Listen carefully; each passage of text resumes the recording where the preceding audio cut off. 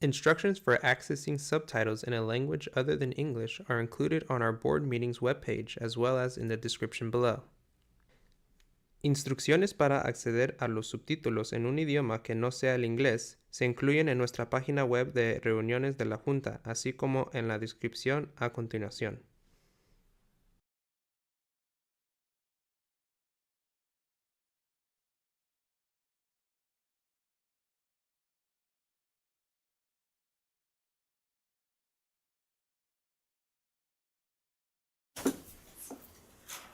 All right.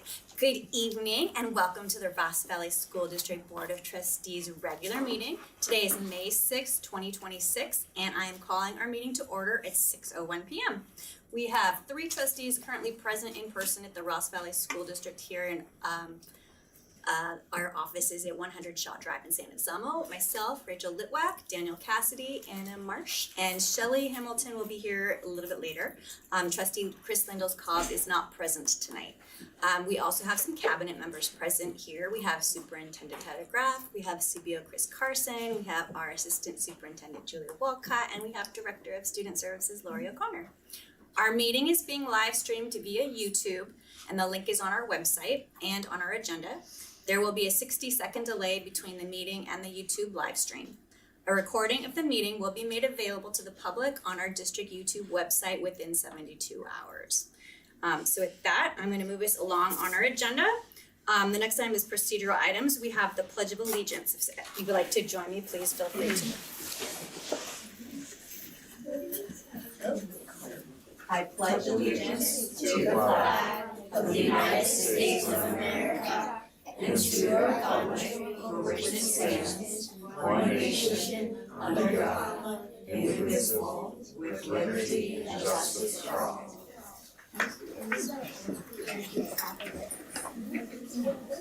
Our next item is B2, which is to adopt the agenda and time allocations. Do we have any questions, changes, alterations to our agenda here from our fellow trustees? Nope. Looks good. No? I Okay, think so. we need to make one change. Oh, okay.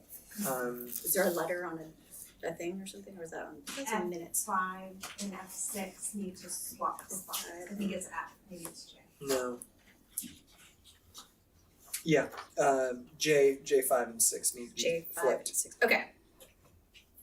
Okay, yes. Because we need to have you need to have closed comments session first. before we Okay. report out. So with that one change to our agenda, we will switch items J5 and 6 in order.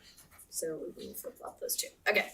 So with that, are we all okay with that? Yep. Great. All right. Would someone like to make a motion? I'll make a motion to approve the agenda Great. and time allocation. Thank you. Do I have I'll a second? second it. Thank you both, Anna. Aye. Daniel. Aye. And Rachel. Aye. All right, so we have got our agenda set. Our next item, which I'm very excited about, is student presentation, and we have the Hidden Valley student presentation tonight. Math Comes Alive. So I'd like to invite you all up.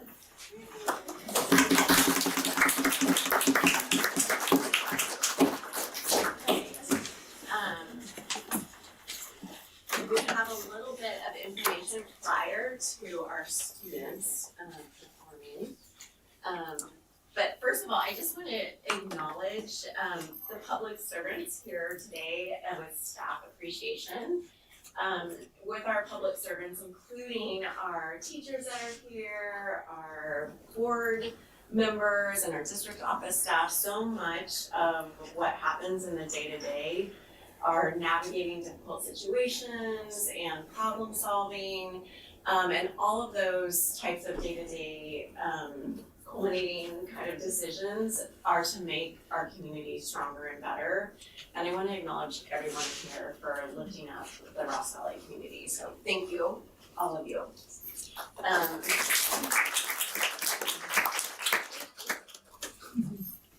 Okay. Here we go. So some of our topics tonight are based on what's called the SIPSA, and I myself have been, what the heck is a SIPSA? And what the heck is a site council, and what do they actually do? Site council members it's equal parents and staff members. So if we have 3 parents, we'll have 3 staff members. And they are individuals who hold deep knowledge of students, of classroom practices, and also just our school community as a whole.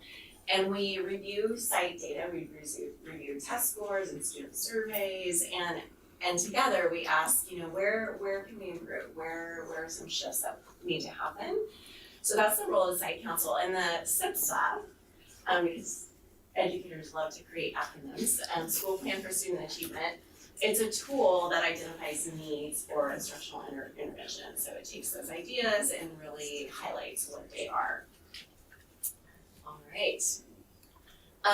Our focus for this evening is on high quality instruction and a sense of belonging. So our goals are, focused on high quality instructional strategies to increase learning outcomes for all students, not just students who have predictable outcomes, but for all students in our school, and also increase a sense of belonging through school-wide implementation of programs and systems and activities. And one thing that's been happening at Hidden Valley, although we've been talking about it throughout Lost Valley, is student behavior and what is student behavior telling us. Particularly at the beginning of the year, there was not unusual, but a lot of wiggliness and conflicts happening, and behavior is communication.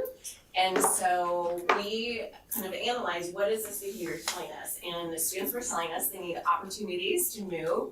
They want to connect and collaborate with their peers. They want to create and they want to be imaginative. They want to engage their senses. It doesn't matter if they're in TK and they want to play with matter, if they're in 5th grade, they still love it. And all of us, we want to experience joy and novelty. And you can't have a school without joy. Or if you do, that's terrible. And so we have been trying to increase movement in an effort to increase brain cognition and also highlight skills outside of typical classroom academics. At a recent staff meeting, and we've done this at several staff meetings, it's not just something that we expect students to attend, but also the adults as well. And I'm going to invite you to join me. I was going to try to leave this without the YouTube video, because we're trying to also be less reliant on YouTube videos. However, I'm still a new practitioner, so I couldn't get this right. So I needed the model. So, why don't you guys all stand up? All right, this is what I do before I get ready to go to learn something or go on stage. Okay, so it's out of a science called educational kinesiology, and it goes like this. These are different sets of exercises. So one is taking your elbow and touching it to the opposite leg. It's kind of like this. They're called cross crawls, according to Brain Gym. Hey, Brain Gym, my name is Jim. So you're just doing this, and basically anything that anything below the neck is controlled by the opposite side of the brain. So you know that the left side of your brain controls the opposite side of the body, and vice versa, and so on. And so this helps to be able to connect more of your corpus callosum, left brain, right brain, more integrated, which is very cool. Check this one out. So a lot of us spend a lot of time on the computer. So it's kind of like you're shaking out your hands like this. Right, you're shaking out your hands, getting some fluidity in your wrists. And now watch this. Now one is going to go twice as fast as the other. So watch this. Just try this now. Like this. Right? Can you see that? Cool. And then I could also reverse it too, right? I can do it with the opposite hand. Yeah, you can see why I couldn't leave. Kind of fun exercise. Trying to make up, just thinking a little bit. Another one is this. You take your arms and you just kind of bring them towards you, like you're moving energy towards you, and kind of bring it towards you, pulling it in like this. Like this. And now do this. Do one towards you and one away from you, like that. So you're just making these circles. And you can do opposite. There we go. Got it? There we go. And breathe also. Some people hold their breath for some reason. They do this. That was easier for me. So it's like Yeah. this. Bum, bum. That one's hard. And if that's too difficult, you can just pat your head and rub your chin. You see, juggling is really good for your brain also. There's a study done in Oxford All right, I couldn't hope do you that. have a little bit of joy, a little bit of challenge. And now you're ready to connect your left and right brain and see the rest of the presentation. So the fourth grade students not only are learning pretty significant academics and mathematic vocabulary, but also song and dance to remember it. Fourth graders, are you ready? Oh, we switch sides. Yes. I think we might have more room over here. Okay, good idea. Sorry, parents. So find your window.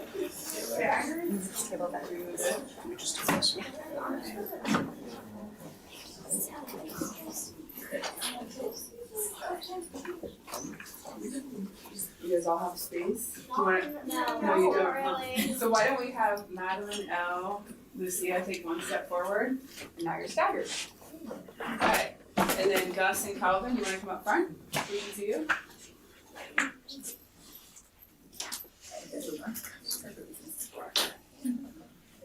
All right. You ready? 3, 2, 1, hit it. Right angle, straight angle, accused, obtuse, point, ray, line segment, parallel, stop, circle time, the radius radiates from the center, double that and you got diameter. Circumference measures the whole way around. The vertex is nowhere to be found.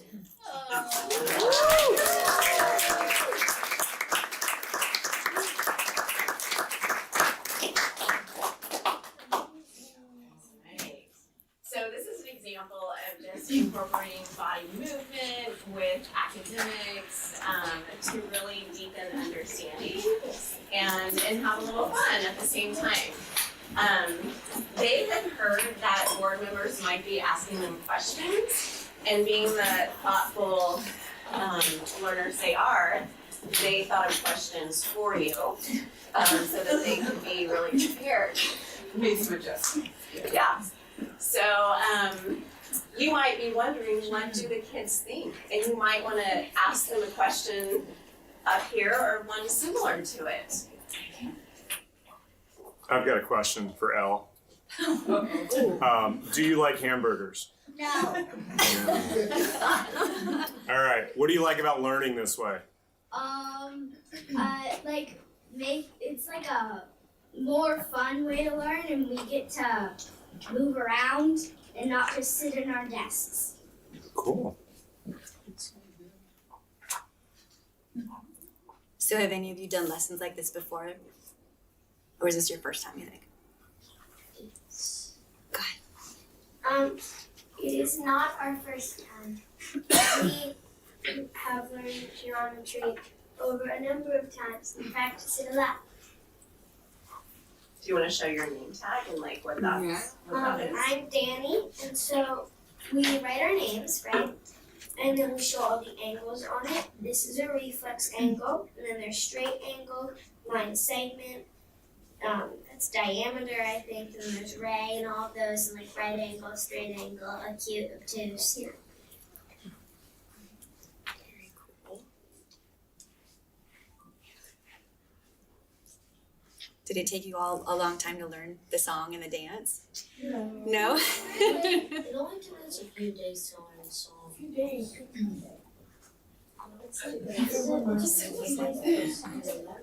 So how do you guys use geometry outside of Hidden Valley? Like, how do you guys use math in the real world? Yeah, go ahead. Like if you're designing your room, you need geometry. Like if you want to put in your desk, but you also want to put in a king size bed, you gotta put in geometry. Like that, you can measure the room. Awesome. What else? What else you guys doing with math? Yeah. We're doing division now, and yeah, that's what we're mainly focusing on. Yeah. And for geometry, we're creating rooms out of paper, and you like figure out where everything fits, and you're finding the area and perimeter of the room, and like seeing where you can fit to have enough space for like a carpet. Cool. Or a king size bed. Is anybody maybe not really like math before, when it was just like writing on your paper, and then you like it a little more now? Yeah. It's a lot of great hands. That's awesome. Cool. I really appreciate the way that you all are using academic vocabulary, like ray and line segment and area and perimeter. That helps me understand that you like really know the concepts when you're able to kind of articulate the academic vocabulary, and you're all doing a really good job with that. Thank you. You're welcome. Do you guys want to share any other projects you've done this year that involves your senses, or, you know, besides the dance, but what other kind of things have you done where you feel like you use taste or touch? Or Doran, do you want to share? When you're not looking at like a poster or like a sign of like the geometry terms, like the song helps you like remember what they're called, and then when you memorize the movements, it gives you an idea of what they look like, so you can remember what they look like. So there's a test all of you guys might want to do in high school called the SAT, and I can imagine you like doing this like in that test. That would be cool, because I still don't know my north, east, south, west, without saying never eat soggy waffles. Let me So- It's the other way around. Oh, see? So that song, you guys will use that often. Slimy worms. You grew up in Northern California. Yeah, yeah. Any other projects you guys want to share? We also made the salt dough maps and line plots, where you make the salt dough and then you place it on like a wooden board, and you sculpt out the mountains and like the lakes of California. And you also make like landforms where you sculpt out the landforms out of salt dough and see how they like form, like volcanoes or like mountains. And we also did line plots, which is like you go around the classroom like seeing how many hours of screen time you use, and then you like tally everyone's up, and then you put it on a line plot and make it look pretty. And then did you guys already go to Gold Country? Yeah. How was that? What'd you guys learn there? Yeah, just go ahead. We learned how to pan for gold. We also learned how to tinsmith and how to make these little pouches, leather pouches, out of like leather. Yeah. And 2 strings. It was really cool. Who threw the axe into the tree? Did you guys throw axes this year? Did we throw axes last year? Yeah, but one kid, it didn't work. No, I'm teasing. I went 2 years ago and they threw axes, so maybe they didn't throw axes anymore. It's probably a good idea not to have 4th graders throwing axes. I mean, geometry, right? Like where should you stand when you're throwing? No? Okay. Yeah, because maybe. Sorry. Yeah, exactly. Yeah. Because maybe you're doing a writing wheel to somebody's head. Yeah. This This is taking a very different turn. You started it. But I personally disagree. We should have access at all times to defend ourselves from when the radius radiates to the center. What? Okay. Whoa. Okay. I gotta think about that one. With the axe. Oh, also, a sensory thing. I forget what you asked it now. But when we went gold panning, sensory, I guess, because the same. And we found gold, and then we put them in these little vials. And there were also like lots of different types of rocks. And it was really cool. Cool. Excited to tell the grade below you, all those 3rd graders, how exciting 4th grade is. Yeah. Cool. Gus, did you have something you meant? Have a chance to talk yet? about the telling the third graders like about the gold country. We are actually making a entire few paragraphs about like what gold country is about and how and what you're gonna do there. That's cool. That's great. Another thing we did, we're working on it right now, is the 4th grade mall. Basically, it's in our business unit that we're just entering. Basically, you come up with a business idea. I can't say it. And then you come up with a product and you make it at home, and then you sell it to the grades 3rd and below. Yeah. Ooh. And then they get little pop bucks like things on it. Will you let us know when that is so we can come watch your sales presentation? They used to give parents and other visiting people pocketbooks so you could buy stuff. Ooh. When is it? June 4th. Okay. June 4th. Okay, I know, right? You're right about that too.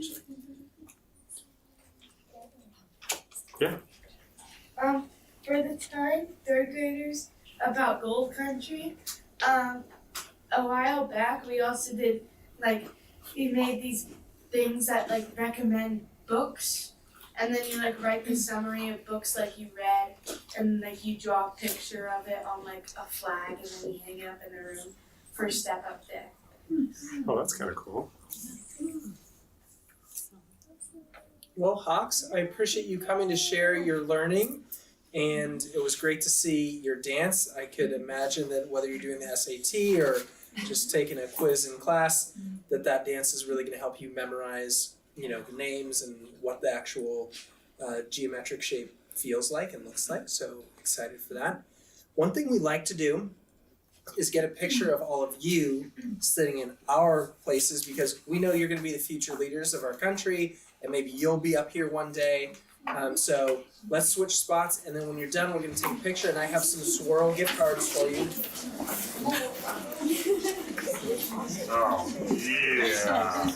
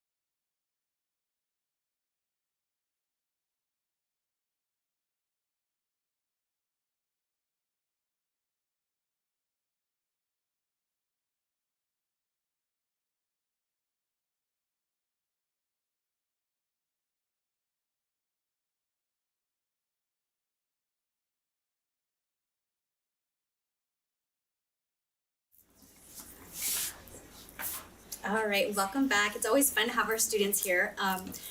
Special treat. It's the best part of being up here. Our next item on our agenda is D, communication. This is the time for public comment regarding items that are not on the open session agenda. So would anybody like to come up and make a public comment on something within our purview, but that's not on our agenda for tonight? All right. Seeing nobody. The next item here under communication is 2, correspondence and communication to the board. We post up the emails and communication that we get as trustees and as a board in our docs here. I think all of us had a chance to look it over, but it's there for public perusal. Move on to the next item, which is 3, announcements by labor unions. So if anyone from CSEA or RVTA would like to come up and make an announcement, you're more than welcome to at this time. Okay. Taking a pass on that one. Okay, so we don't have anyone for that tonight. Thank you. Our next item here is E, recognition and reception. The first item here is recognition of Ross Valley School District's 2026 Golden Bell honorees and nominees. This is always fun. Yeah, this is one of my favorite ones. We'll let Julie introduce this. Awesome, and certainly my favorite as well. It's really an honor to be able to introduce our Golden Bell honorees this year. The Golden Bell Award Ceremony is an annual celebration in Marin County. And it's where we all come together to recognize each district's certificated teachers and faculty, classified support staff, and community partners, as well as our county life educator, classified employee, teacher, and trustee of the year. Basically, it's the Academy Awards for educators. It's a really big deal, and it's really an honor to receive one of these awards. And so what we're gonna do is we're gonna have our principals introduce their Golden Bell honorees. Each site has both a certificated and a classified honoree, so we'll please introduce both of them when your time comes. Is your time? Hi everyone. I'm excited because both of our honorees are here tonight. First, I'm going to tell you a little bit about Christopher Nelson. He is our SDC aide extraordinaire. Mr. Chris, as we all know him, is calm and kind and dependable. Our students know who he is. They know how to get help from him. And he helps to create a supportive environment across our campus. He goes above and beyond to assist students and staff. He's always asking for feedback and what else he could be doing and how to support more. And he comes up with creative solutions for all of our students. At Brookside, we talk a lot about how all our students are our students. And whether it's a student in our STC program or not in our STC program, Mr. Chris is there for them. He leans in and supports them no matter what. And we are eternally grateful for you. I don't know what we would do without you. Thank you for being on our team.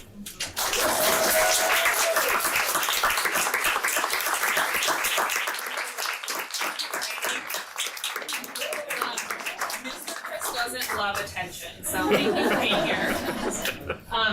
And we're going into certificated? Go for it. Amazing. Another person who doesn't love attention is Miss Alicia Hanks, our certificated. Alicia is our intervention and multilingual learner teacher. She's deeply dedicated to supporting our multilingual learner students and their families, and our most marginalized students and their families.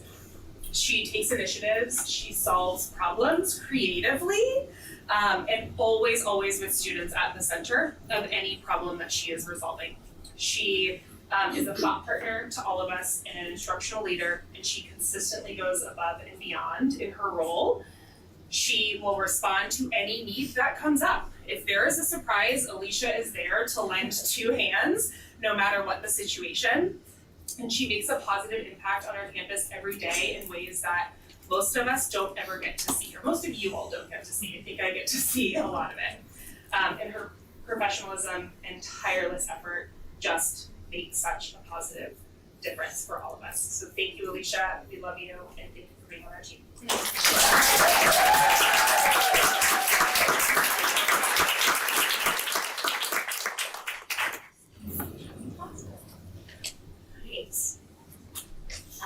I have the honor of introducing Kathleen Wolf from Hidden Valley. She is a kindergarten magician. She has some kind of secret sauce that is magic. I have to write because I was afraid I'd forget. She creates a space where every child feels seen, safe, loved, and capable, with endless patience, warmth, and dedication, and a perfected look. She lays the foundation not only for learning, but for confidence, kindness, and joy. Her classroom is where children learn how to be a part of the community, how to believe in themselves, how to discover the excitement of learning. This reaches our colleague level as well, as she quietly listens to all perspectives and looks for solutions to problems. She's supportive to all, and quietly and gracefully gets stuff done.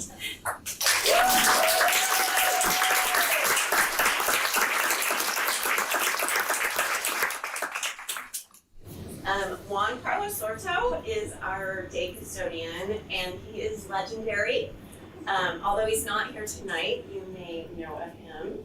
He goes above and beyond every single day, not just keeping our campus clean and running smoothly, but truly connecting with our students. Whether he's jumping in to play soccer, lending a helping hand wherever it's needed, or greeting kids with a smile, he makes our school a warmer, happier place. The students and staff absolutely adore him, and it's easy to see why. His kindness, positivity, and dedication make a difference. They go far beyond his job. We appreciate him more than words can say.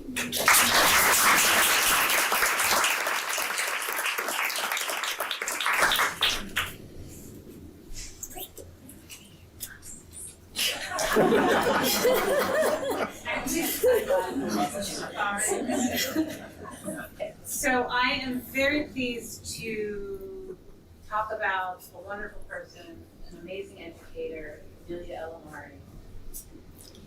Before I read what's on here, because this is much of what the staff said, we are fellow New Yorkers. So I don't know if anybody else is from New York, but there's just something about the urgency, the high expectations, the belief in kids, the needing things to be just right and never giving up. And working for equity and working for making sure every child gets the best education. And so we sort of have this, common ground in terms of where we grew up and where we were, came from. Not that Californians don't. But there is something about New York that's, pretty direct. But she holds high expectations for all her learners, particularly those receiving intervention, always goes above and beyond. Her commitment extends beyond the school community. She leads the green team. She inspires colleagues, always pushing others to be better and to advocate for her students, especially those who may not, may go unnoticed. She brings remarkable compassion and energy and purpose each day. She's been there for me and, supporting me throughout, a lot that's happened in my life, and been there for the kids and the students. So she's just an amazing person and an amazing educator, and we're gonna miss you.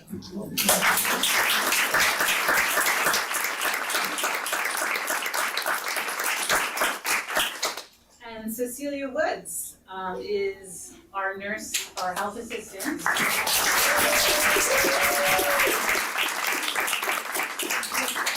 People that you think, might be a little cranky, but actually, but she's actually the sweetest person. Has such a great heart.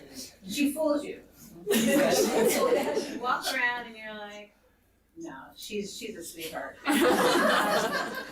She is, just a true professional. She helps out with our students with diabetes, but she also goes above and beyond, with all kids. She's on the playground. She's helping this one get a Band-Aid. She really cares about all of our students and our staff. She brings a wonderful sense of humor. Like I said, don't be scared of her because she's very kind, and a positivity to the campus, and a strength, a very silent strength. where you feel like when you're around her, you can depend on her, and she's got your back. So Cecilia is deeply deserving of this recognition, and we're so fortunate to have you, Amanda.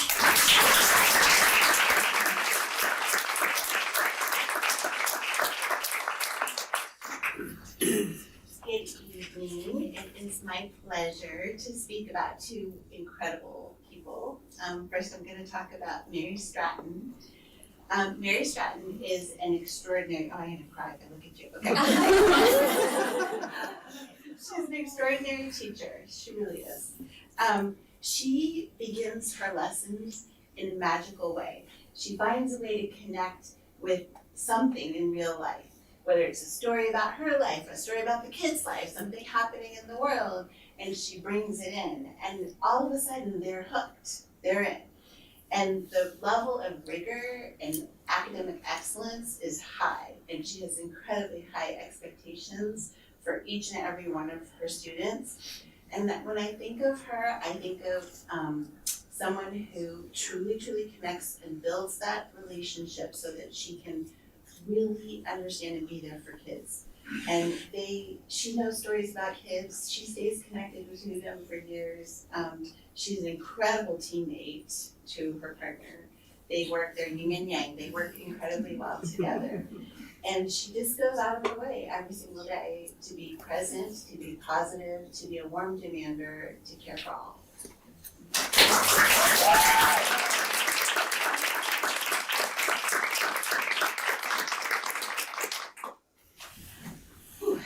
Second one, first of all, I think it's so important that we have nights like this, but also that we recognize each other every day for the things that we do. So I hope that everybody feels like they're being seen every single day. That's what Jessica does. Jessica cares so deeply about people and is so genuine and so true and so committed. She is our TK instructional aide this year. She has been with us for a couple of years now, and she's more than that though. She really truly connects with kids. She's a parent at our school. She has found that beautiful balance of being a consummate professional and also a community member, and figuring out how to navigate that while bringing everyone along. And everyone includes the people who often need it the most. Our bilingual community who may not have access to all the resources and supports, or may not be sure about what exactly is happening in school. She reaches out to them and makes sure that they know what's happening, that they feel included, that they know about resources that are available to them. And that is because she cares. She's the kind of person who cares from the deepest part of her heart. So we are so incredibly grateful for Jessica in her current role, and very excited for her to join us in the front office next year as administrative assistant.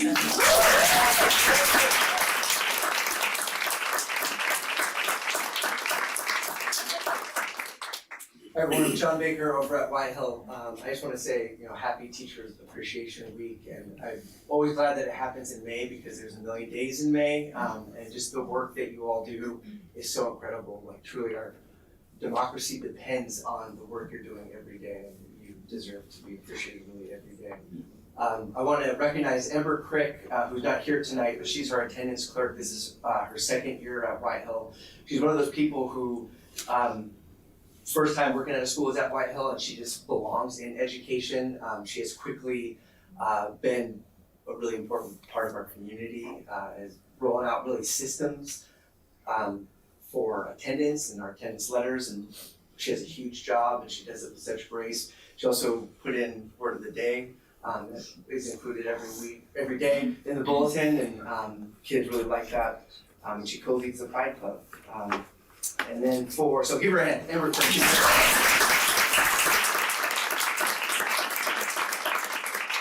Our teacher, we have Yana Pierce right here saying, is a veteran teacher who I'm so thrilled to celebrate. She's one of those teachers who often will take our new teachers, which we often have at White Hill, under her wing, and she's such a great mentor, stable presence, and she's one of those educators that really models lifelong learning, because she's really at the cutting edge, willing to try new things. And she also co-leads our speech club and our pride club. She's really a champion for rigor and for our students and support them, and thank you. Congratulations.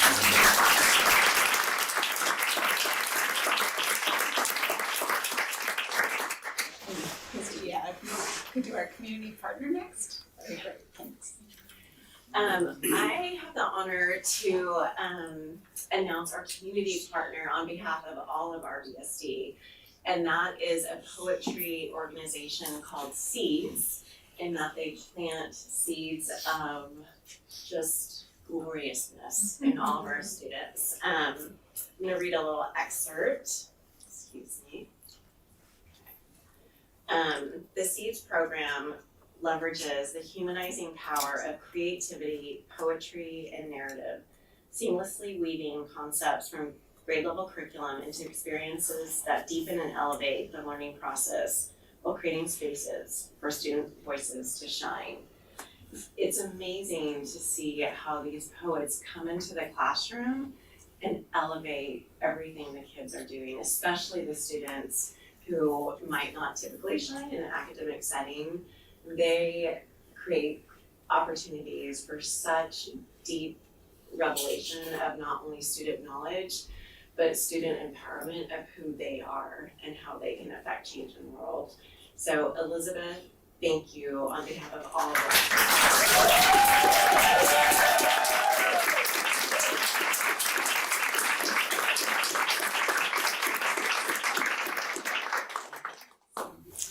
Well, I have the honor of recognizing one of our district office honorees, Lynn Marion.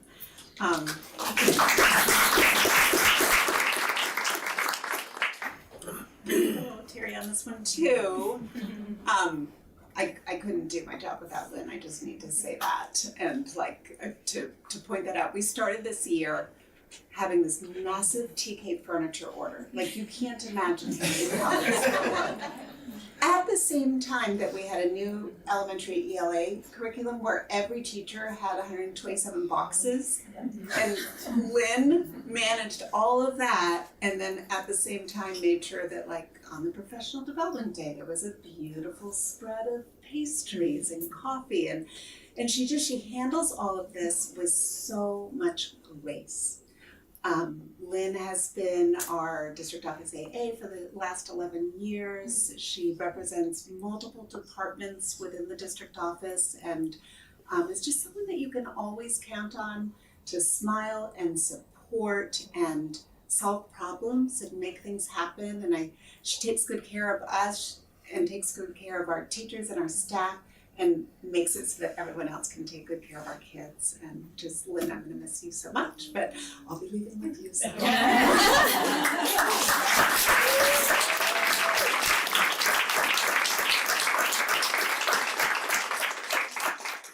I have the honor of speaking to the fact that Jorge needs an asterisk, a giant asterisk right next to his name, because he is not just, he already is a Golden Bell honoree, but he is one of the very few State of California classified employees of the year.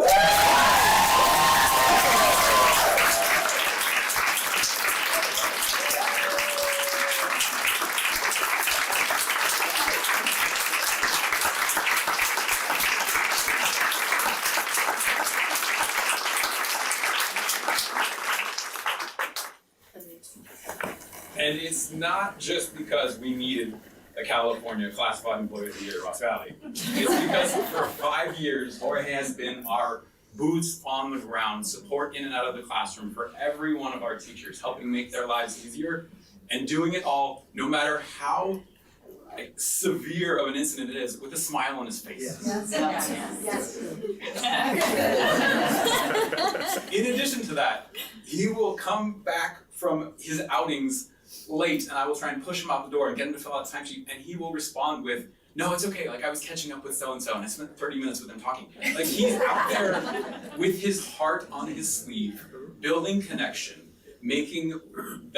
really making the community of Ross Valley feel like a community.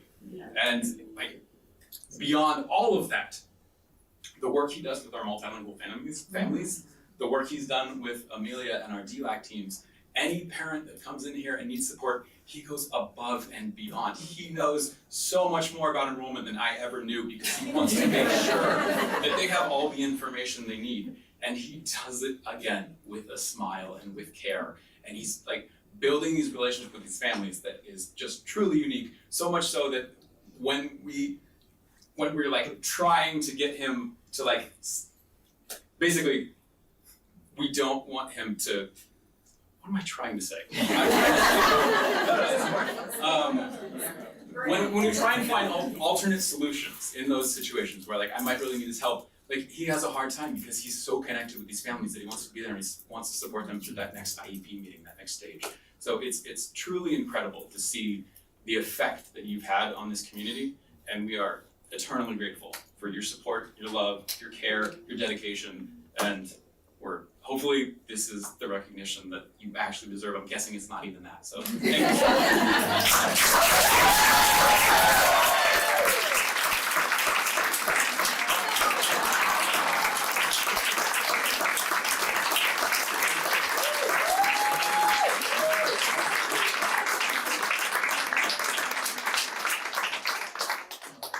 So, I mean, that pulls at my heartstrings. I hope it pulls at yours.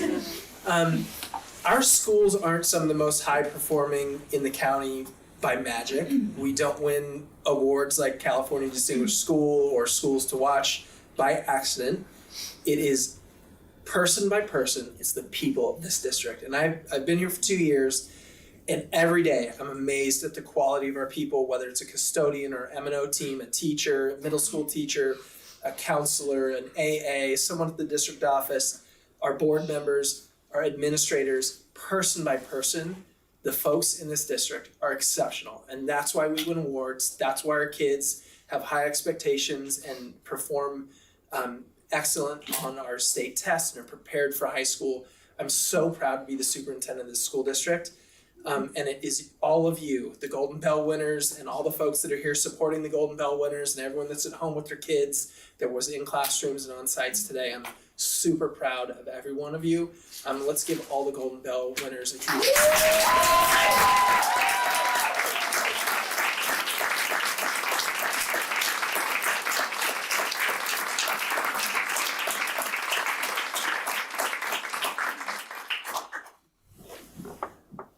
Should we bring refreshments? Oh, yeah, we have refreshments. Are we doing a photo? Yeah, let's get all the Golden Bell folks up, like in this area. We'll get snap a photo and then have some refreshments.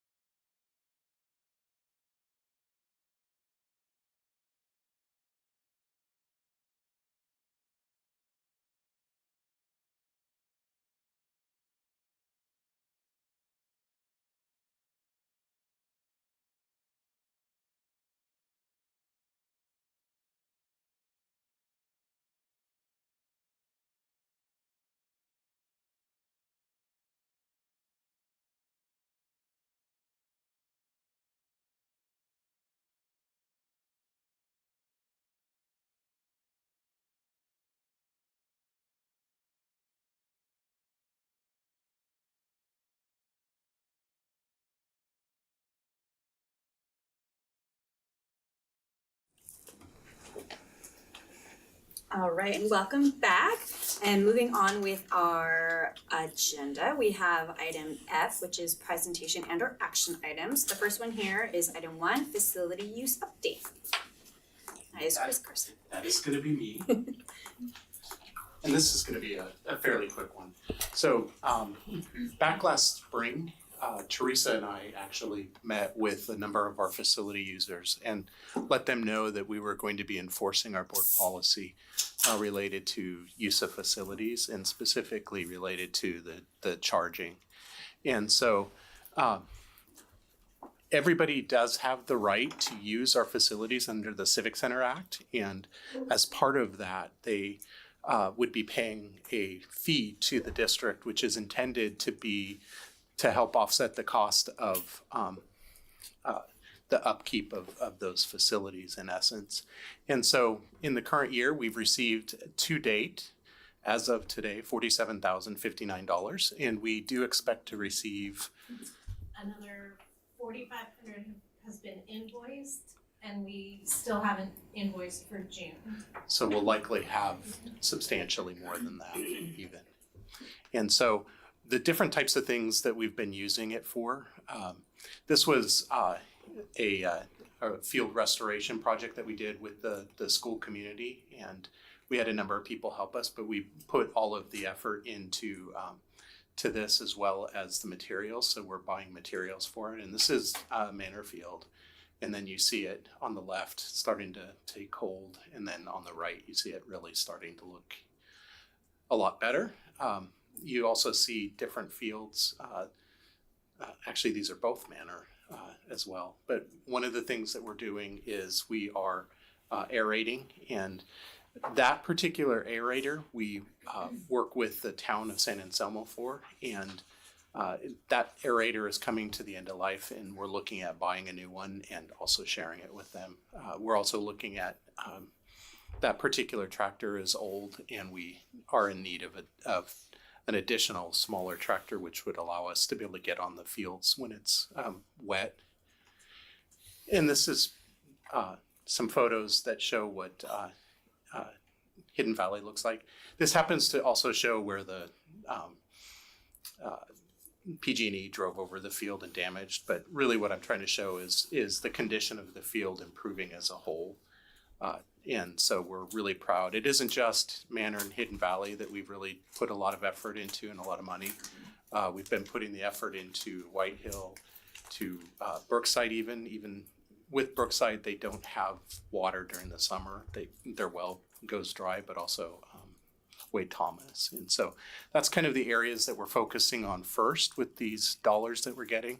And this is a multi-year project to get our fields up into better conditions. But the whole purpose of these revenues is to start to put back into our facilities.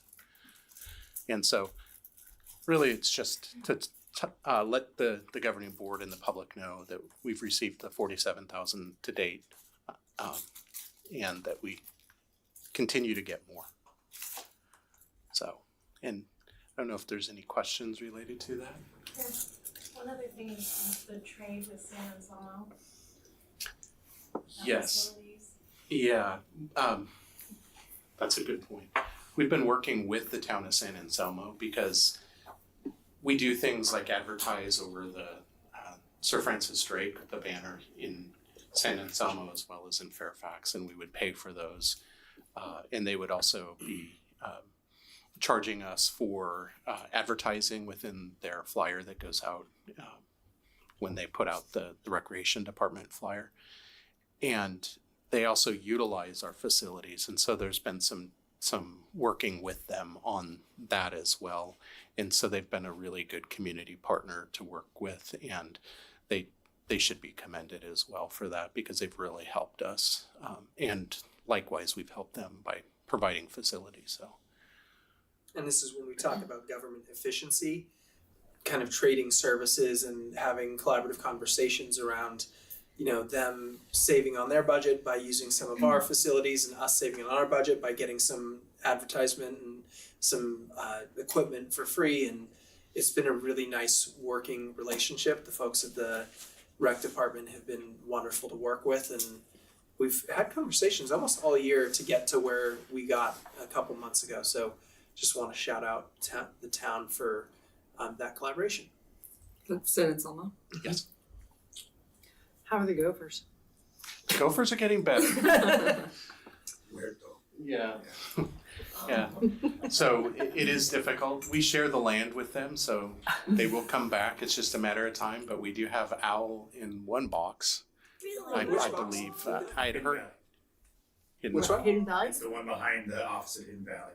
Oh, great. Yeah. Awesome. No. Is it fat?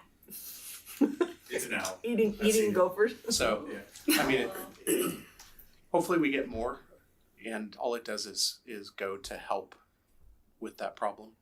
And, you know, it's nature taking its due course, in essence. It's a hard one.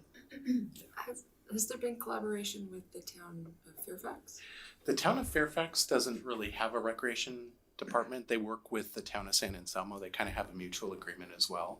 So as we're working with the town of San Anselmo, it's really working with both. So, yeah. We share equipment with them as well. Yeah. They have our lift right now.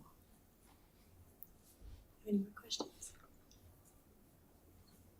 Have we gotten any pushback or any comments or feedback from any of the vendors or people who are using the properties? We do get a little here and there, but it's more just trying to work with us on things, trying to make sure that, you know, as they're requesting the facilities, that they get what they need, and that the days that they need, and if there's some issues with weather, they've been talking to us about things. So it's more logistical, maybe pushback, but not about the fees, really. And I want to give Chris and Teresa a lot of credit for proactively having one-on-one meetings to share the context and the reason behind the board policy and that we're going to be enforcing it.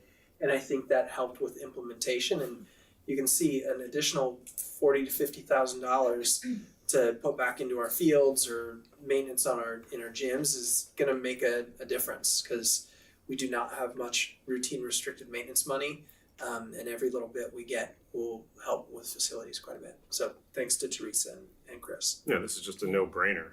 Yeah. It's fantastic.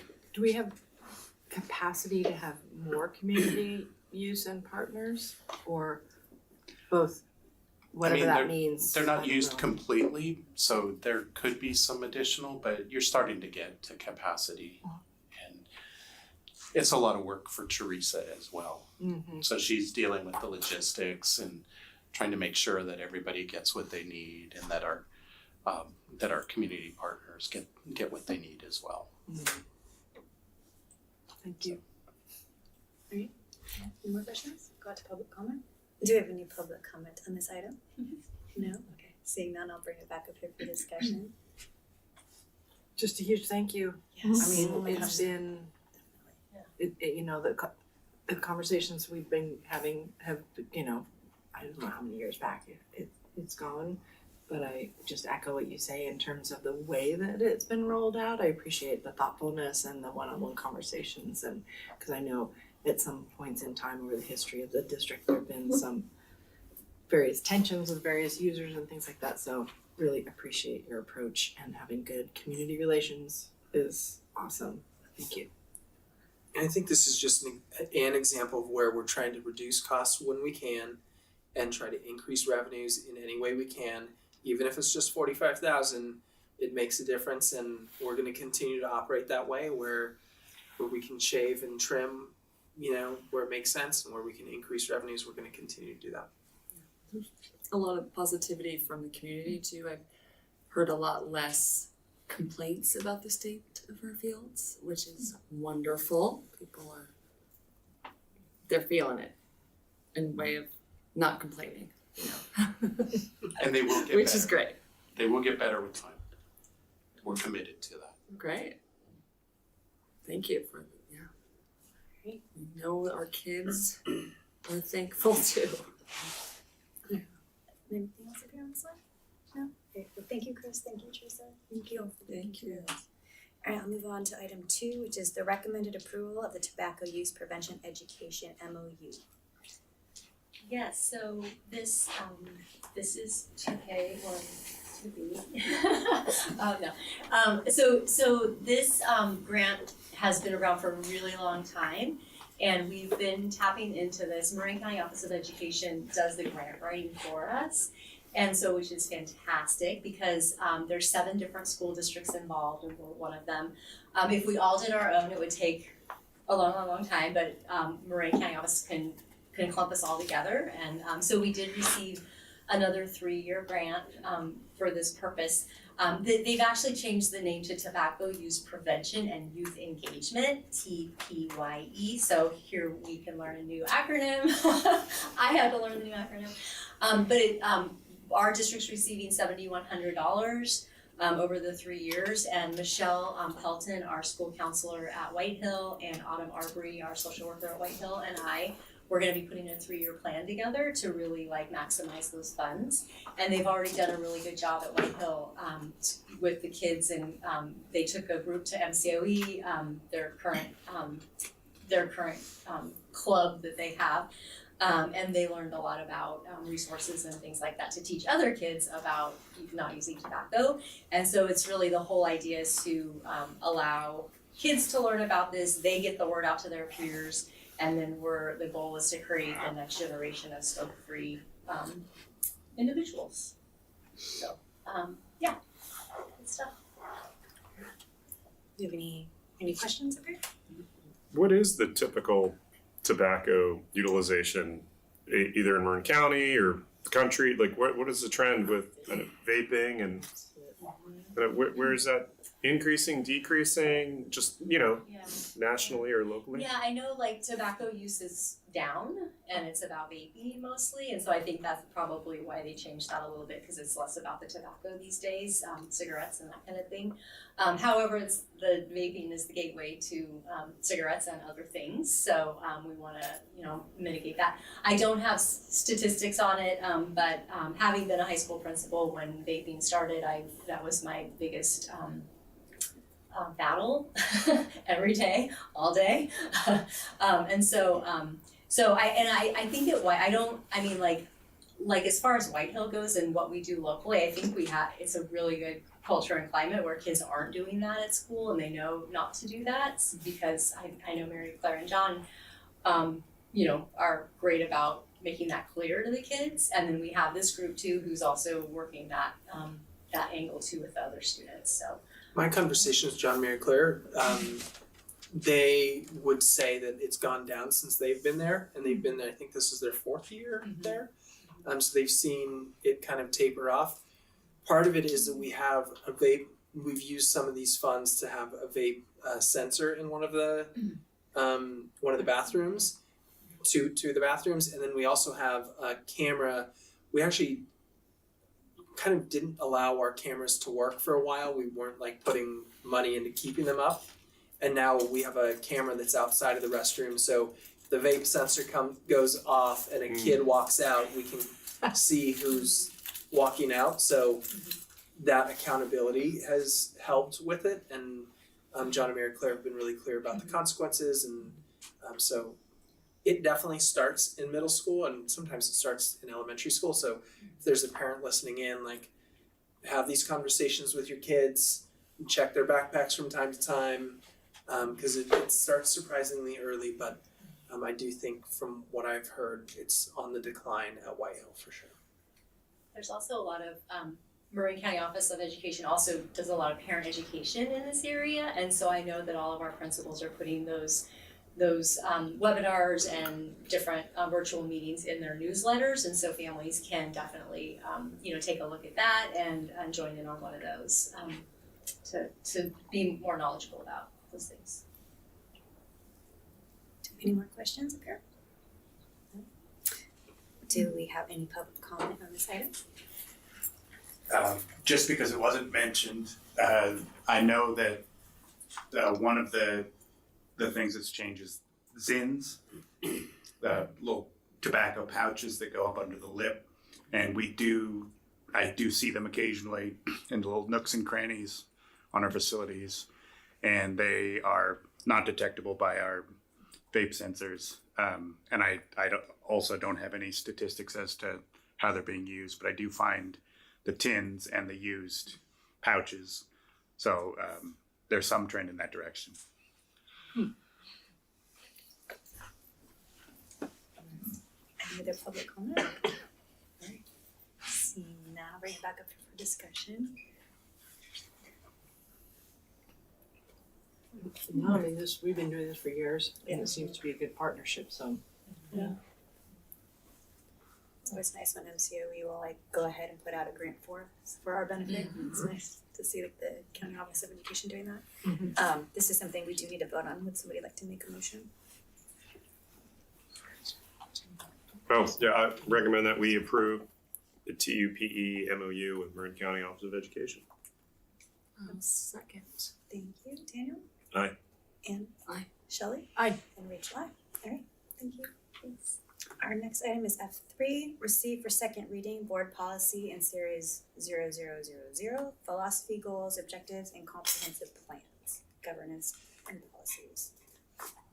Great, so this is the AI policy, bringing this back.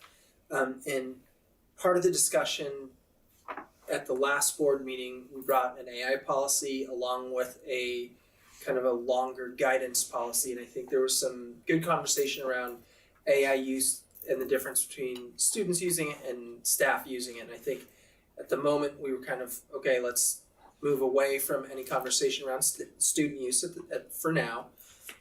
Get a group of folks together to kind of relook at that guidance and get a little more clarity there. But we wanted to bring a policy particularly to protect students' personal identifiable information not being entered into any open AI by our staff. So that's essentially what this tries to do.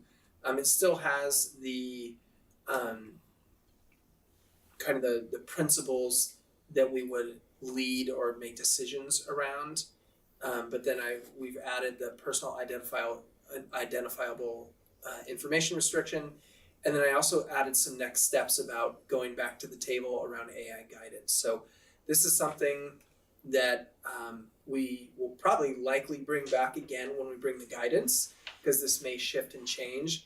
I have a feeling because AI is changing so quickly that this policy we may revisit more often than another policy because things are going to change so quickly. So the one thing I will note is that I'm really proud of our IT team, because what they've done since we started this conversation is really keep a closer eye on screen time use and AI use, and Sean and Paul are actually implementing some new programs, which I'm really excited about, that just gives us a better window into what is being used in the classroom. And what we're finding is it's not as much the teacher use as it is like the kids having a Chromebook open and making a choice on their own outside of what the teacher's doing. We need to get clear on that, and this new tool is going to get that. So this is not fully AI related, but I think this has sparked a really good conversation for us. I'm excited to see where it goes. Since our last meeting, did you get much communication from parents in our community about this? I'm curious if I sent the parent square out about the cell phone use, and I had a couple of people reach out to me that were really happy, and one parent in particular, gave me a big thumbs up on the cell phone policy, and then asked about screen time because she'd shared an anecdote about her student using their Chromebook kind of during free time, or making choices to like come off the Google Doc that they're working on and onto maybe YouTube video or something. And I think that's part of what Sean and Paul are working on in Jorge. And we need to do a little bit more, there needs to be more done on how we're blocking different websites, and then how teachers are kind of monitoring what's being used, and for a teacher to monitor what's being used and give a kid support on their writing, and it's a lot to ask, but I think we can get there. It's just going to take some more conversation and expectations for folks. But nobody specifically about the AI, like the first read through that we had. Just the I public, thought for sure there would be just the public some parity. correspondence that's attached to the meeting. Yeah. Okay. I think we talked about it a little bit in Soup's Council 2 Fridays ago, I think. And there's some parents that are definitely interested in restrictions and clarity around AI and screen time use, and I think it's a growing trend. You'd see things in the New York Times and conversations down in LA too. So I think it's a good one for us to be proactive about. Are we in the question time? Yes, question. Nice job, Shelley. Getting there. So this one is meets. I know last time we had a conversation around how there was this push to have a policy that meets AI guidelines by the state, and it was specific around the personally identifiable. So this one then meets those requirements that we need to meet. Yeah. And that's why we focused on this first. And Yep. that's, yeah. So let's get this done, Got get it on the books, and then we can continue to take a slower approach to really refine things. And is that why it's only limited to teachers, not students offering up their own personally identifiable information? Okay. Mm-hmm. And then I saw at the end, I thought it was helpful to have at the end there that, next steps are included. I appreciated having that on there because it answers that question if somebody's reading this and goes like, well, hey, this doesn't feel very complete, or Yeah, it's not complete. It's really a stopgap for the PII to make sure we have that there, and then we can come back to it. Yeah, appreciate being able to move that part forward. And I believe Sean he did talk about when you do Google search and there's the little AI summary at the top. I believe he's taken the steps to block that, which was like kind of the main use that we were seeing from students. Okay, that was my When question. are you thinking we should revisit? Probably early next school year Early next is my guess.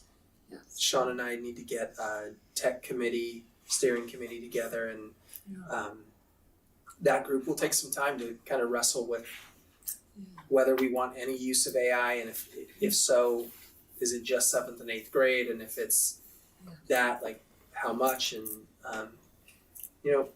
I think a lot of it's going to be around student education, because kids are going to use it at home. They're going to use it if you give them a cell phone, they're going to use it on their cell phone. So giving them the skills to know what not to do and what to avoid is going to be really important.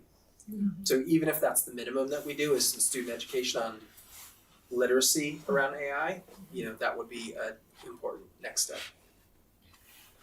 Is this something that's coming up in either the superintendent's gathering countywide, or I'm just thinking of like, we can't be the only district who's wrestling with this stuff.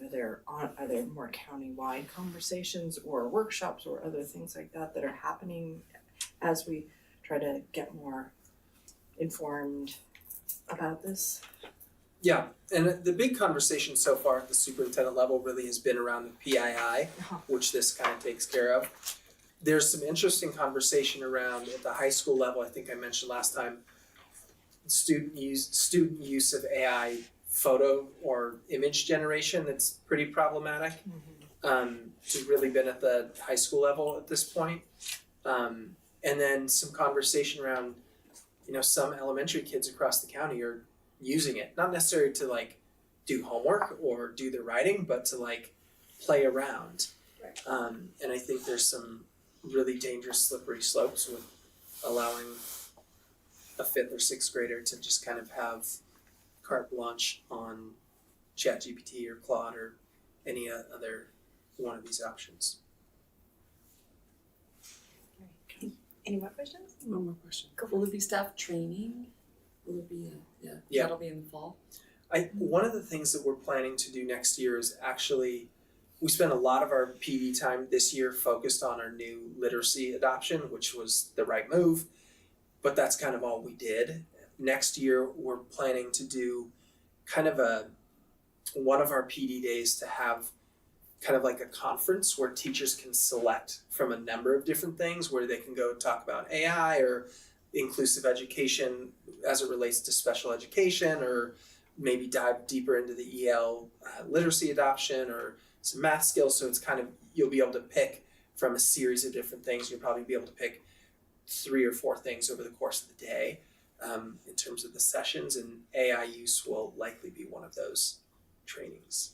The county has put together a number of AI trainings, both in terms of the legalities that we need to be thinking about, and then also teacher tools, and also how to use with students. And I think that they're putting together now like a asynchronous series that folks can do. Sean and I took some of the workshops there. There's a really, I cannot remember his name, but there was a really great instructor, and I know he's available. So like he could probably come and support our mini conference and provide some sessions there. But it sounds like it'll be optional. Usually when we do, what might happen at a mini conference is like there's 4 sessions that the teachers go to, and of those 4 sessions, like 2 are mandatory, 2 are chosen. It just would depend. But yes. I think what I'm getting at is I feel like this needs to be, everybody's to gonna have to do something, sign off that they did it, right? Because it's, the liability here is pretty huge. Yeah. Great. Thank you for this first step. It's good. Any questions? Do we have any public comment on this item? Seeing none, I'll bring it back up here for discussion. I know that when I went to the MCOE School Board Association's meeting, they freaked us out about this with their attorney terrifying us with all the like, you need a policy in place for protecting PII. Yes. So I understand that this isn't ideal, it's not perfect, it's not what we want it to be in like what it's going to be fully formed, but we do need to make sure that we have something in place, otherwise we have nothing to stand on. Absolutely. So I completely agree. I know there's been some feedback that it's not, fine-tuned, but we're gonna refine it, and I do see that as like the path that we need to go down, but I also wanna make sure we get enough input from the people who will be using this, and the kids and the parents and everyone, so. With that said, we do need to have a vote on this one unless there's any more discussion. I just want to reassure folks that like we're not moving into a direction that's more screen time, more AI, more any of this. We're really actually thinking about restrictions and less and more intentional. I think the pendulum in education really swung heavy towards tech for COVID for obvious reasons, and now it's starting to swing back to like, okay, we need kids to do cursive and write on paper and read hardbound books and all of that stuff. So I just want anyone listening in, we're not moving in a direction that's gonna like have AI leading your class or your kids deeply engaged in AI. We're really gonna be quite restrictive and thoughtful about any education that we do with students. And that's where we get to do the really exciting work of policies. Yes, that's right. But this is good, so thank you. Great. No further comment on mine. For anyone else, I'm happy to make a motion. Go for it. I would like to make a motion that we adopt policy 0441 on artificial intelligence as presented. I'll second it. Thank you both. Shelley? Aye. Daniel? Aye. Anna? Aye. And Rachel? Aye. Thank you for bringing them forward. All right, moving on, we have G, consent actions. We can approve all these in one motion or not, depending on if people have questions, do we want to make changes, any items here we want to pull out for discussion? No. Do any public comment on this item? Nope, okay. Any discussion needed? No? All right, I'll entertain a motion on it. I'll make a motion to approve consent actions. Great, do you have a second? I'll second it. All right, Anna. Aye. Daniel. Aye. Shelley. Aye. And Rachel. Aye. All right, so we have consent. Item H, board business. We have committee updates and reports from and announcements by trustees. Want to kick it off, Shelley? Since you're at the end, we'll go back this way. You have anything? Oh, no, I actually was trying to think of there was one conversation that I was going to report out on. JLAC is coming up next week, so I don't have JLAC or the other one, so I don't really have anything to report on. Yeah, a couple things. Went to the middle school orchestra band chorus competition. I don't know if there's a name for it, but it was exceptional. They exceeded all expectations. The kids had a great time. Where was it? It was at Milpitas High School. And I'm going to make up these numbers. There's probably 500 kids there. It was big. It was Oh no, it's like more than that usually. maybe 1,000. Like it was like the entire campus was crowded, and also there was volleyball going on and SAT testing. So it was just like a busy high school campus. But it was awesome, and White Hill crushed it. They competed in some divisions that had nobody else, so they won. Yay! They got a ribbon.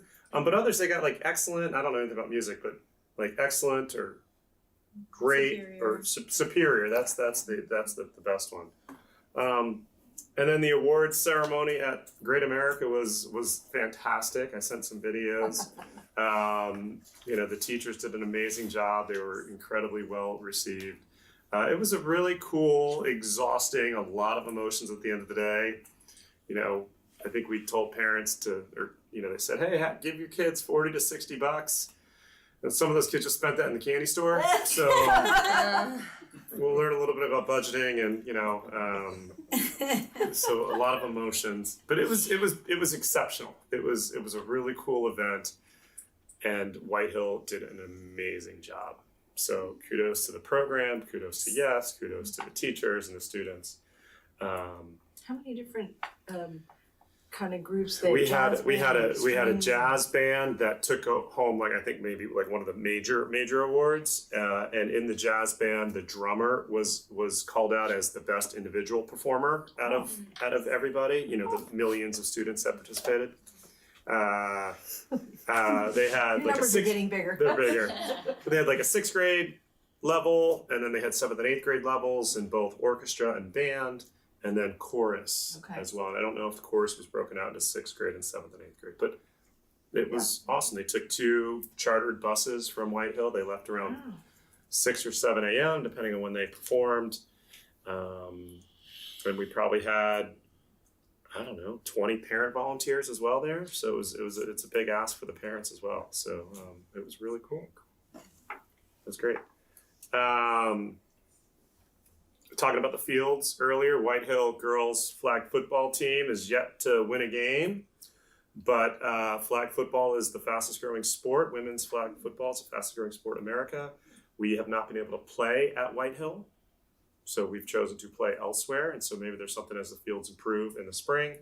That is an option. I know the girls would like to host a game, to have some friends come out, but that's a sport that's growing.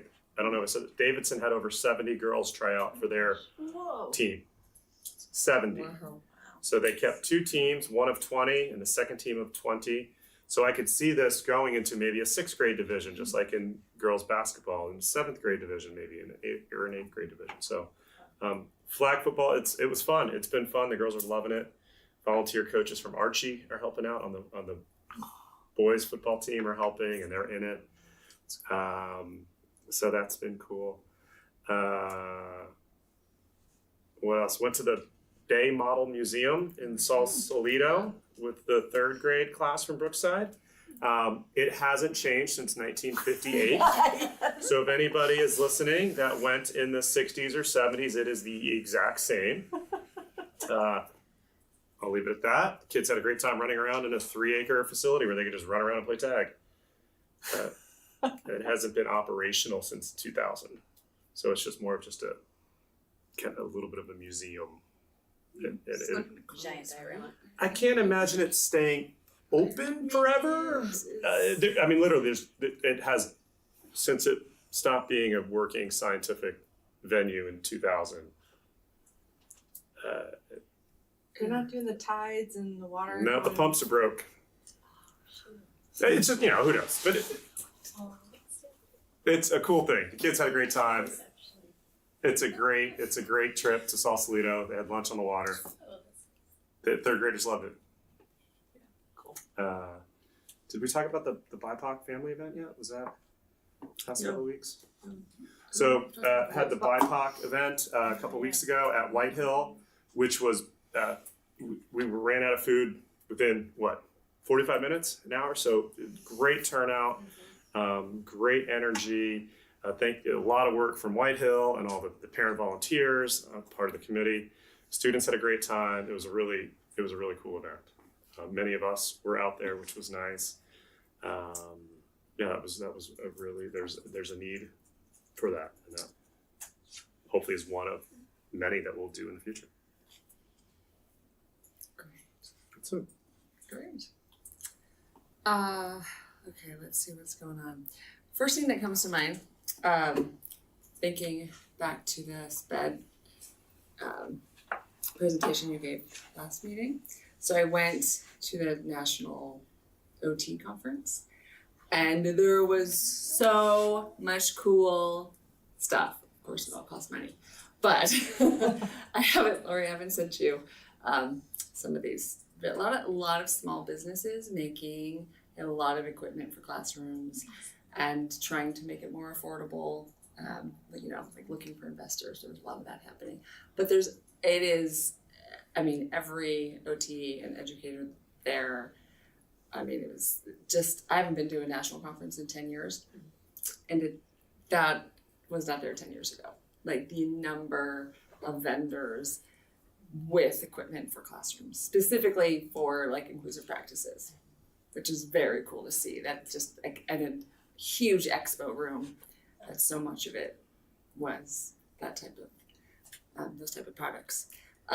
So that was really, really cool. I want to I'll talk to you about that another time, but just wanted to let all of you know that that's something that is, was very well timed with the presentation you gave. So I was unable to attend, but I did catch up on the minutes for the JIPA meeting, and so I'm sure you know Tyler probably, but so the cost for the bus pass is going up a little bit next year, which is great because the whole idea is that it won't be this huge increase all at once. And as we know, this is a good thing. So it will go up a little bit next year to $700.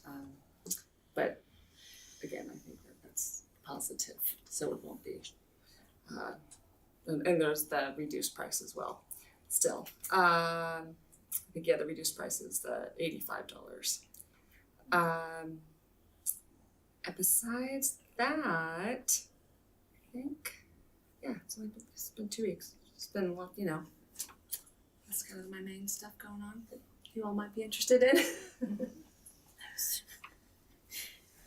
I did a lot of running around the last 2 weeks. So some of it was like related to like Measure H stuff. Yes. A lot of events for that. Yes. I went to the BIPOC event, which was fun. I caught the tail end of that. I went to the Soups Council, heard about the AI discussion was there. There was a Maroon Women's PAC endorsement night where you get to talk, or they get to hear from different candidates. So that was interesting just to see who else is running, especially positions like state assembly member, because right now Damon Connolly is stepping down and someone else is running for that seat. And so finding out who's interested in various education policies, it's helpful to see that. We had a meeting, Tyler and I, with a company called Instrumental, which is like a grant writing program. It's kind of like ways to like go and seek out funding from other sources because we need money. And then I recently became an advisor for the Community Association of Student Councils, and that goes from 8th grade to 12th grade. But it's there's student councils that's student led, and it's basically a nonprofit organization that helps bring in student leadership and like trains them and teaches them how to become like student leaders and policymakers, and they go and advocate in Sacramento. So I'm working with that group, but hopefully right now it's at the high school level, but I'm wondering if potentially at some point we might be able to bring it to our 8th grade if they'd be interested. Oh, interesting. That's very cool. That's exciting. And with that, we'll move us along to our next item here, which would be the approval of the regular meeting minutes for April 22nd, 2026. Do we have any changes, questions, adjustments on that? No? I'll entertain a motion on that. So I'll recommend that we approve the regular meeting minutes from April 22nd, 2026. Motion to approve it. Do I have a second? I'll second. Okay, great. And Daniel? Aye. Anna? Aye. Shelley? Aye. And Rachel, aye. Okay. Our next item here is I, Superintendent and Cabinet Reports, so go for it. Great. Last Tuesday, I went to all 5 of our campuses with our new incoming Assistant Superintendent of Ed Services, which was really nice. Just to kind of see the campuses through her lens, which was, I'm still new here, but always good to see how someone new sees our campuses and our staff, and it was all really positive. She got to meet the principals, we got to go into some of the classrooms, which has been great, and I know she's been meeting with our staff, doing some onboarding as well, which is really great. Soups Council, we talked a lot about technology. It's kind of the hot topic of the month, and I'm sure we'll keep talking about it because cell phones and screen time and AI are all really big, meaty topics that really schools and parents should be paying close attention to. We also did the roundtable. I'm really proud of that group for potentially having updated and new bylaws. Each group had like different bylaws, and some of them were from like the 40s and some of them were like, they were all just very different, which made it difficult. So we're getting closer to having aligned bylaws, which is exciting. And then I just have been on campus supporting some issues that are happening, which has been good to just be like in classrooms and working with our principals and doing a lot of the enrollment conversations and staffing conversations, so that the 100 days of May are upon us, and we're cranking and getting ready for the end of the year. I have also met with Stephanie, our new assistant superintendent, and I'm really enjoying my meetings with her. I've put together a many-paged playbook that we're kind of going through and adding to, and so that she's got a good anchor for when she comes in. So I'll be meeting with her again next week. We're continuing our EL education and learning walks at our elementary sites. Those are going really well. Huge props to Melina, who's really managing those whole things, and just hearing a lot from teachers about how valuable they find it to be in each other's classrooms, which we know. It's really the very best thing that we can do is get our teachers in each other's rooms, seeing all that talent and skill and mastery. I attended a couple of meetings at Whitehill last Wednesday. I went to their math department meeting. My entire time every year, we talk about math placement, moving from 6th grade to 7th grade, where you move from everyone taking the same math to some students taking a compacted course that takes 3 years of mathematics instruction and delivers it in 2. Is a big deal, and determining which kids have which pathway is something that requires a lot of consideration. So really great conversation just about the multitude of data points that we're using for that and the process that we're using. Felt really good about it. And then I met with the science department, and they are moving forward with recommending Open SciEd as our Whitehill science program. So we'll be bringing that forward at that first meeting in June, on June 3rd. Let's see what else. Attended, of course, the BIPOC event. I think the one thing I would add is the participation of the SLAM students and the kind of the talks and the information that they gave along with the activities. That was really powerful to see them activated in that way. And also the SLAM students joined SLAM students from all around the Bay Area, not just the county, for the SLAM, Jam, BAM, something like that. I may not have that quite right, but it sounds like I would love to attend that event. I wasn't able to go, but it sounds like it's just incredible. So that's pretty neat. And working really hard on ordering, which is always a big task, and making steady progress with hiring.